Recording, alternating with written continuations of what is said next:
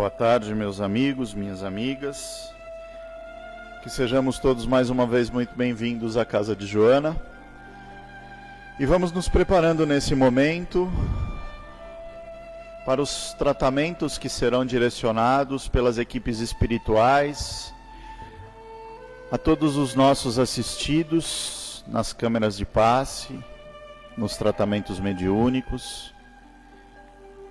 A você aí em casa que nesse momento se conecta a nós através de nossa prece, que as equipes espirituais possam envolvê-los, agora e sempre. Neste momento pedimos a todos os assistidos que fechem os seus olhos, que fiquem bem tranquilos e se liguem às equipes espirituais de tratamento da Casa de Joana, presentes em todos os ambientes. Pedimos a conexão de todos os trabalhadores da casa em vibrações de paz, de amor, de serenidade e de fraternidade. Aos assistidos em tratamento de P2, pedimos que se liguem às equipes de tratamento deste passe, nesse momento. Sintamos a projeção da luz azul envolvendo o sistema nervoso central, tratando e harmonizando todos os chakras frontais, posteriores, um a um, fazendo que todos recebam as luzes referentes a este tratamento. Que assim seja. Aos assistidos em tratamento de CH, pedimos que se liguem às equipes espirituais deste passe nesse momento. Vamos sentindo a projeção da luz rosa, o rosa do amor, que envolve suavemente o assistido em muita paz, em muito carinho, em muito amor, sentindo os corações e os pensamentos serenando, harmonizando. Que assim seja. Pedimos aos assistidos em tratamento de P3B que se liguem nesse instante às equipes deste passe. Rogamos a projeção da luz branca do Cristo envolvendo encarnados e desencarnados nesse instante. Rogamos às equipes espirituais os cortes de ligação que se fizerem necessários usando a luz laser do Cristo. Rogamos às equipes espirituais a projeção da luz azul envolvendo o sistema nervoso central e periférico, neurovegetativo. A projeção da luz rosa clara envolvendo o cardíaco, aumentando assim os bons sentimentos. E o amarelo no frontal, para que possamos fortalecer os nossos bons pensamentos, ter maior força de vontade e ligação com os nossos mentores individuais. Vamos neste momento, envolvendo cada assistido em cúpula rosa clara brilhante da cabeça aos pés, para que o tratamento se fixe e permaneça por todo o tempo que se fizer necessário. Pedimos agora aos assistidos de P1, P3A, que se liguem às equipes médicos espirituais da casa. Rogamos a projeção da luz verde, envolvendo todo o organismo físico e espiritual de cada um de vós, tratando células, sistemas, aonde for necessário. Vamos projetando todas as cores do arco-íris, envolvendo os assistidos para fortalecerem o seu bem-estar físico e espiritual a partir de agora. Que assim seja. Pedimos a todos nós, encarnados e desencarnados, que sejamos envolvidos com as bênçãos do nosso Mestre Jesus e que cada assistido permaneça sempre nessa vibração constante de paz, de serenidade, fortalecendo seus ideais, seus pensamentos, para que o tratamento alcance o seu objetivo. Agradecemos a todas as equipes espirituais da casa, Fraternidade dos Discípulos de Jesus e a Fraternidade dos Humildes, de Dr. Bezerra de Menezes, por todos os tratamentos realizados nesse instante. E mantendo a nossa tranquilidade, sentindo cada vez mais a presença dos nossos mentores individuais, vamos nos ligando à casa de Joana, sentindo-nos sentados nas doces poltronas do nosso salão, recebendo nos sorrisos amigos, nos olhares carinhosos, o fortalecimento para o nosso período. Vamos nos ligando a cada uma das equipes espirituais aqui da casa, as quais citamos nossas queridas irmãs Teresa, Rosário e nossa amada mentora Joana de Ângeles, que junto destas irmãs, na presença das freirinhas e dos franciscanos, possamos nos ligar ao campanário e receber de lá todas as bênçãos nessa tarde de luz. Vamos nos ligando à nossa doce Mãe Maria, sentindo o seu amor e a sua proteção quando ela nos coloca o seu manto de luz. Junto de Maria, subimos mais alto ainda e sentimos a presença do nosso Mestre Jesus.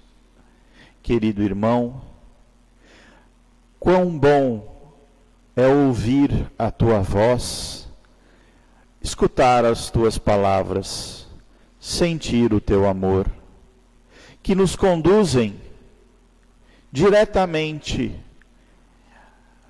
ao coração do Pai,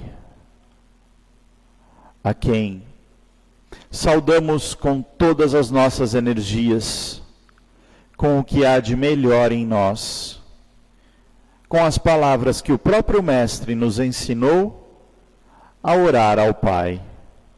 Pai nosso que estais nos céus, santificado seja o vosso santo e divino nome. Venha a nós o vosso reino, seja feita a vossa vontade, assim na terra como em toda parte. O pão nosso de cada dia nos dai hoje, perdoa-nos as nossas dívidas, as nossas ofensas, assim como perdoamos aqueles que nos ofendem, que nos caluniam, que se divergem de nós. E não nos deixa no Senhor caminhar na sombra da morte, sem compreender a tua doce mensagem, a tua palavra, porque teu é o ensino do amor, da verdade e da vida. Que assim seja. Graças a Deus. Vamos envolvendo nesse instante nossa querida Mônica, que nos trará as reflexões e a mensagem dessa tarde. Que assim seja. Graças a Deus.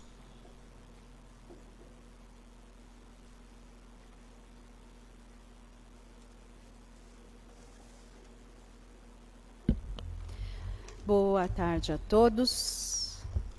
Que a paz e que o amor do Mestre Jesus nos envolva uma vez mais.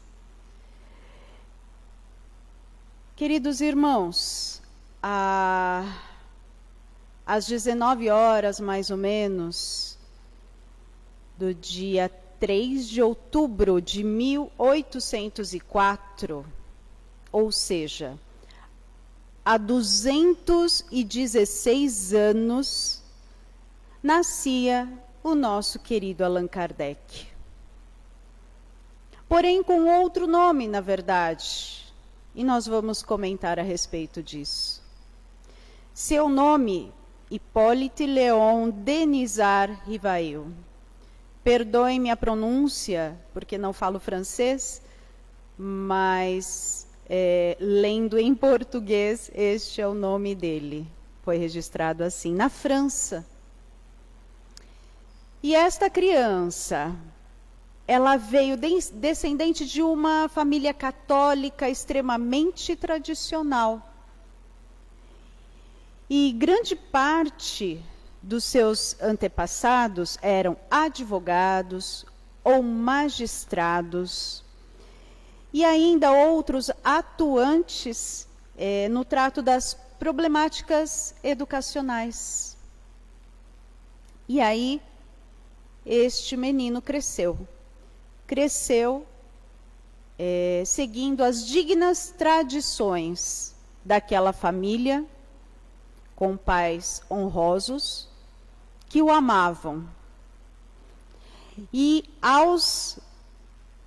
aliás, antes de falar que ele foi enviado para a Suíça, eu quero dizer a respeito do caráter dele. Era um menino muito inteligente, um menino respeitoso, que amava a natureza, observador, cumpria, sim, os seus deveres, cumpria com seriedade e responsabilidade este menino. Demonstrava desde pequeno as suas inclinações para as ciências e para as filosofias. E aos 10 anos de idade, seus pais resolveram encaminhá-lo para um colégio na França, o Instituto Pestalozzi, porque eles sabiam que este instituto transformaria esse menino extremamente educado e observador num grande homem. E eles se preocupavam com a educação dele. E aí ele foi. Foi para a Suíça, no célebre Instituto de Educação, regido pelo filântropo Pestalozzi, educador e filântropo Pestalozzi. Isso aconteceu, ou melhor, o Pestalozzi, ele inaugurou esse colégio em 1805. E ele tinha inúmeras recomendações pelos pedagogos da época. Ele transformou a educação, porque ele via a educação de uma maneira muito leve. Ele não aceitava como era na época, porque na época era uma educação à base de palmatória, à base de gritos, e ele não aceitava. Era uma educação totalmente diferente, que ele queria passar para a humanidade. Ele entendia que aquele método não funcionava. Então, ele desenvolveu um outro método, muito diferente. Esse castelo, onde funcionava o Instituto, ele foi construído aproximadamente em 1135. Um castelo muito interessante, amplo, e ali ficavam os meninos que estudavam. Esses alunos, eles tinham completa liberdade de ir e vir. Não existia porteiros, não existia clausura, eles eram livres literalmente. Em geral, eles tinham 10 horas de estudo. Porém, essas 10 horas, elas passavam de uma maneira tão simples, tão rápida. Era muito prazeroso. Por quê? As aulas eram dadas de hora, as aulas eram marcadas de 50 minutos a 1 hora cada uma, e tinha um intervalo entre uma e outra. Durante as aulas, eles eram instigados à curiosidade. E não existia palmatória.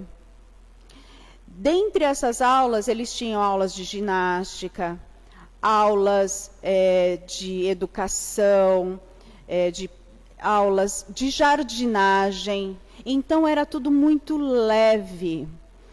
A última aula do dia era livre. Então, eles podiam ali escolher ou estudar geografia que fosse, ou desenhar, ou escrever cartas para os seus pais, porque na época, para se comunicar, era só a base de cartas. Enfim, ou filosofar, então era livre. Então, a noite era leve para esses meninos. E eles eram verdadeiramente instigados à curiosidade. Não havia castigo e não havia recompensas. O que havia ali era o estímulo à educação. Pestalozzi não queria uma disputa, nem o medo ele queria, porque era assim a educação na época. Ele queria a disciplina, olha que interessante, a disciplina com afeição. Disciplina da afeição, do amor e do dever. Então vejam que lindo. A partir do momento que a gente se disciplina, nessas bases, a gente só pode se tornar uma pessoa extremamente íntegra, não é verdade? Seus alunos, eles recebiam um preparo intelectual e moral. Físico também. Mas, principalmente, eles eram educados para a vida, para viver em sociedades capazes de enfrentar o mundo em qualquer situação. Esse é o ensino que nós almejamos até hoje, não é? Porque as dificuldades da vida vêm e às vezes a gente não sabe como lidar, mas Rivail teve esse mérito de estudar e de aprender a enfrentar os problemas, fossem eles quais forem. Bem, ele era católico, de família católica, mas ele enfrentou também o preconceito, porque ali a maioria era protestante. Então ele enfrentou o preconceito. Ele entendeu na pele o que era o preconceito contra a religião que ele acreditava e que ele foi educado. Quando jovem já, ele voltou à França, extremamente preparado para ensinar. Escreveu vários livros, ele ensinava aritmética, matemática, filosofia, várias aulas ele dava, inclusive gratuitas, aprendendo com Pestalozzi, porque Pestalozzi auxiliava muito. Aliás, Pestalozzi, ele auxiliava, ele ensinava as mães a cuidarem de seus filhos, porque quando a mãe sabe conduzir, o filho vira verdadeiramente um homem de bem. Era assim que ele pensava. Então, Kardec, que é Rivail, ele veio para a França e ali se tornou professor, lecionava muitas horas por dia, homem íntegro. Aliás, honestidade, coragem eram as principais virtudes deste homem. E aí, ele chegou a conhecer uma moça chamada Amélie, Gabrielle Baudet. Perdoe-me também a pronúncia, se eu não a fiz corretamente. E se encantou por essa moça, filha única, 9 anos mais velha do que ele, mas de uma beleza, uma graciosidade inigualável. Essa moça, ela era professora também, só que ligada às artes. E eles conversavam muito, sobre tudo, extremamente culta. E ali houve uma paixão e casaram-se em 1832.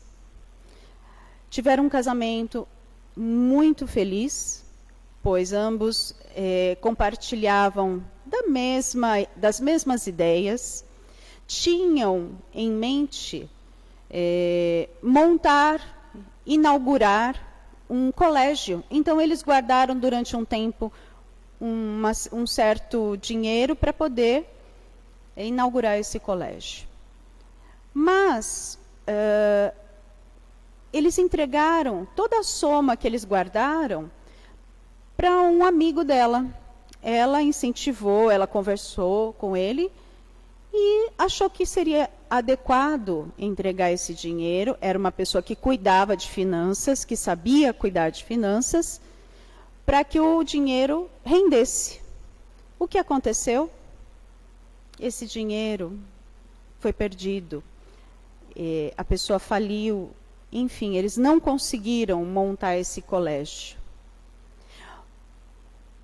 Ficaram tristes, óbvio, porque eles gostavam da educação, tinham esse sonho. Mas aí a gente vê a espiritualidade agindo.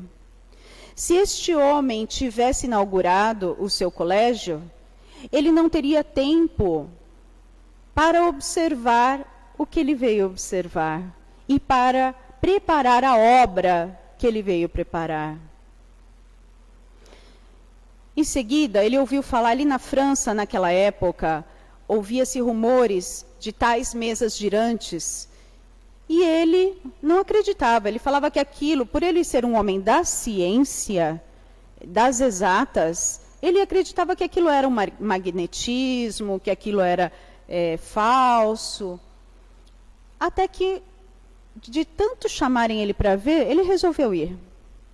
Foi observar as tais mesas girantes, achando que ele ia desmascarar a falsa, enfim, iria verificar que aquilo era falso. Só que aconteceu o contrário. Ele não identificou nenhuma lei ali da física e começou a estudar verdadeiramente o que acontecia.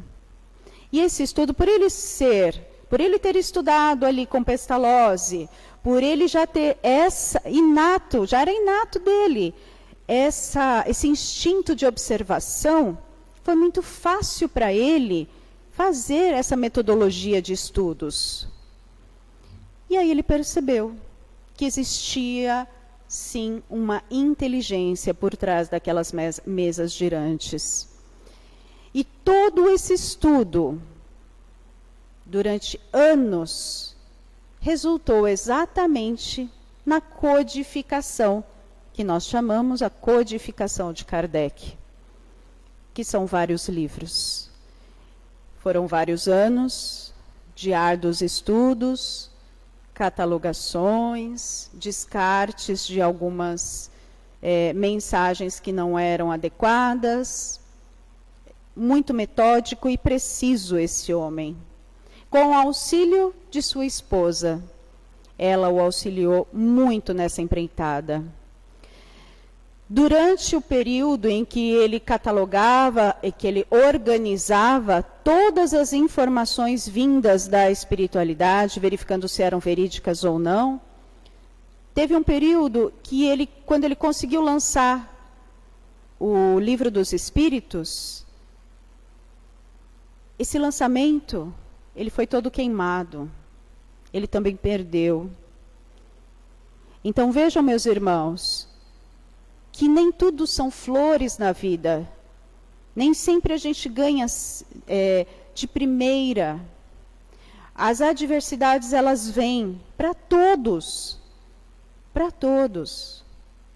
Só que ele não desistiu, ele continuou, mesmo com a dificuldade financeira, mesmo com a dificuldade de fazer as pessoas entenderem, ele continuou o seu propósito até o fim. durante uma... então, por que o nome Kardec, se ele tinha esse outro nome de nascimento? Durante uma das reuniões mediúnicas, um espírito disse a ele que em uma de suas encarnações, ele havia sido um druida com o nome de Allan Kardec. Aí ele utilizou. Por que ele utilizou este nome? Para diferenciar as suas obras das obras que os espíritos estavam trazendo. Ele não queria nada, absolutamente nada, e ele sabia que não era dele. Era só o trabalho de organizar estas obras da espiritualidade. Então, por isso que nós o conhecemos como Allan Kardec. As obras de Hippolyte Léon Denisard Rivail são dele. As obras de Allan Kardec são dos espíritos. E aí ele publica em 18 de abril de 1857 o Livro dos Espíritos. O que é o Espiritismo? Em 59. O Livro dos Médiuns, em 61. A Gênese, em 68. O Evangelho segundo o Espiritismo, em abril de 64, um pouquinho antes. O Céu e o Inferno, em 1865. E a Revista Espírita, a partir de 1858, várias edições. Teve também, em 1890, depois do seu desencarne, que seu desencarne foi em 1869, publicada Obras Póstumas, que são estudos eram estudos inéditos dele. E o que essa obra, o que essa codificação trouxe de ensinos para a gente? A parte filosófica, o Livro dos Espíritos. Então, ali são perguntas e respostas. O céu e o inferno, o que vai acontecer? O que acontece com a gente? Como é o nosso céu? Como é o nosso inferno? Lei de ação e reação. É isso que nos traz. A Gênese, sobre a criação. O Livro dos Médiuns, como conduzir a mediunidade, como entender a mediunidade. E o Evangelho segundo o Espiritismo, a parte religiosa, porque o Espiritismo, ele é pautado em ciência, filosofia e religião. Essas são as bases da nossa doutrina. Então, a parte religiosa, ela é muito importante, porque nos conecta a Jesus, traz a nós os ensinos do Mestre e nos faz olhar para dentro e desejarmos nos transformar em pessoas melhores, fazendo a transformação íntima, aprendendo a não olhar o outro, e sim a nós mesmos. Então vejam, ela é completa, porém inacabada, como ele mesmo disse.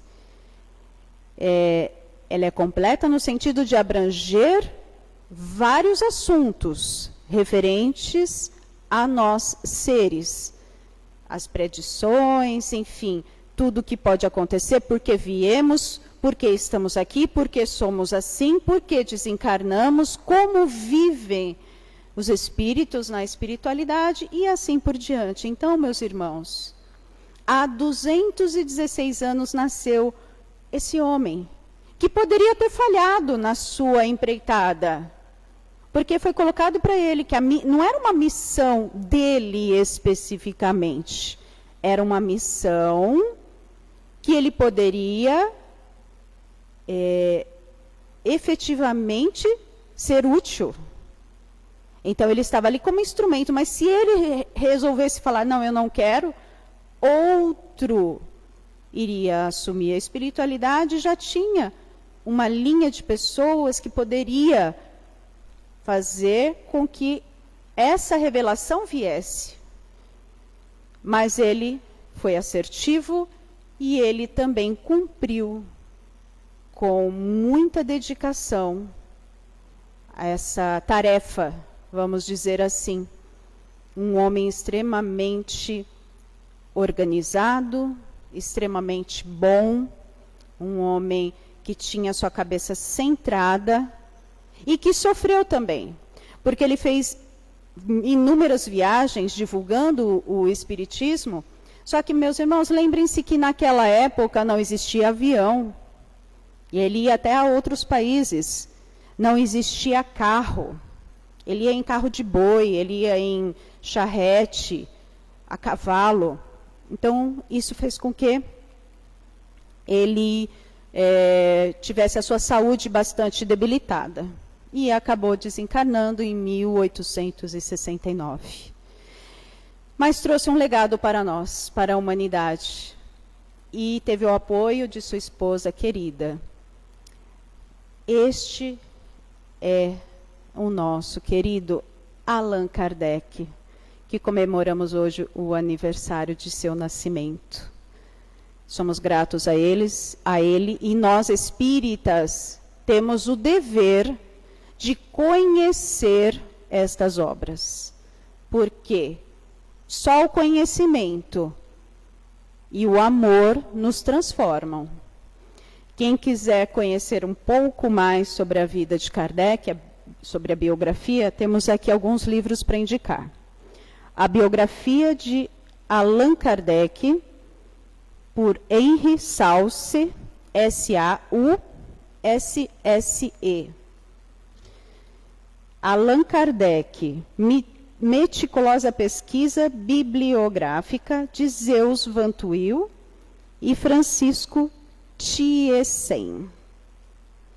E Allan Kardec e sua época, de Jean Prieur, também me perdoem a pronúncia, P-R-I-E-U-R. Este foi o nosso querido Allan Kardec, falado brevemente. Existe, olha, uma gama de informações sobre ele, que é difícil trazer em apenas 25 minutos. Leiam sobre a biografia e sobre suas obras, e fortaleçam-se nelas, lembrando que Jesus, no Evangelho, está bem vivo através de Allan Kardec. Lembrem-se, meus irmãos, de que a fé transporta montanhas, e foi assim que Allan Kardec viveu. Que Jesus os abençoe, que assim seja.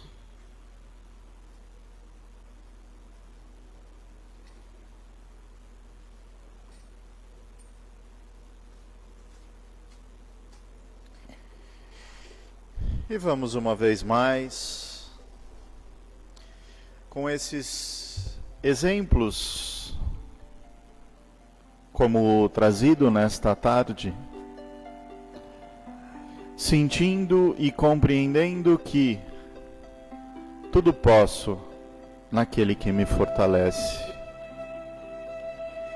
Kardec se apegou a Jesus, estudou, compreendeu, evoluiu. Que possa ser a mensagem desta tarde um elo fortalecedor em nossa estima, em nosso desejo de sermos melhores, de crescermos, de progredirmos. E que as bênçãos desta casa de luz, nas doces figuras de Teresa, Rosário e Joana, e todas as freirinhas e franciscanos, visitem cada um dos lares, dos trabalhadores, dos assistidos, dos simpatizantes desta casa e desta doutrina trazida por Allan Kardec como consolador prometido pelo Mestre Jesus. Que essas bênçãos invadam os nossos lares, o nosso coração e a nossa vida, hoje e sempre. Que assim seja.